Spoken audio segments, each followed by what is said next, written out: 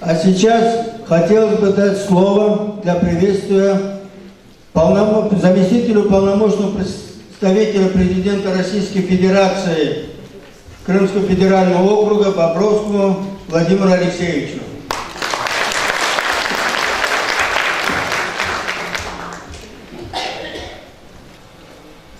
Добрый день, уважаемые участники конференции, приглашенные гости.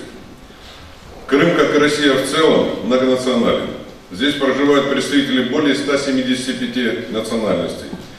Сегодня мы не просто народы, живущие в Крыму, а в первую очередь россияне, граждане Российской Федерации, проживающие в субъекте Российской Федерации, который называется Крым, Крымская Республика.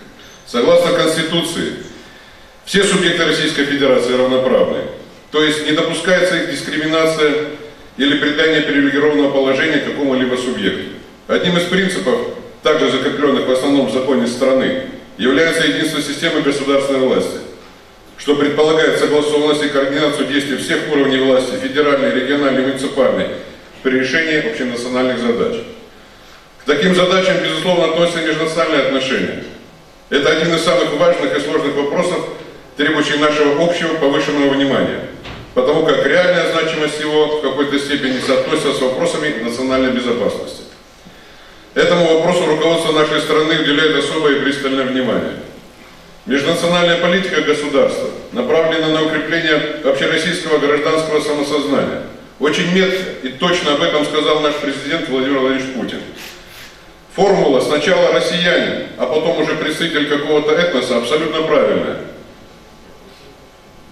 Без всякого принижения значения той культурной самобытности каждого народа, каждой национальности, одно дополняет другое. Вместе с тем, работа органов власти по данному направлению невозможна без тесного взаимодействия с институтами гражданского общества, в первую очередь без взаимодействия с этническими и общественными организациями. Как я уже упомянул, национальная политика России рассчитана на интересы всех без исключения наций, проживающих на нашей территории. И этнические взаимоотношения – это не разделяющий, а объединяющий фактор в жизни многонационального государства. Дружба живущих в стране народов – один из столпов российской государственности. Сила нашей страны в единстве и равноправии проживающих в России народов, гражданской солидарности, в уважении традиций и духовных ценностей друг друга. Убежден, Крым не является исключением. Только мир, согласие на территории, где живут русские, крымские татары, украинцы, представители других национальностей, обеспечит нормальное благосостояние республики. И только когда есть взаимоуважение, появится стабильность и процветание. Я хотел бы пожелать, чтобы сегодняшняя конференция прошла конструктивно и плодотворно, взвешенных и мудрых вам решений. Спасибо большое.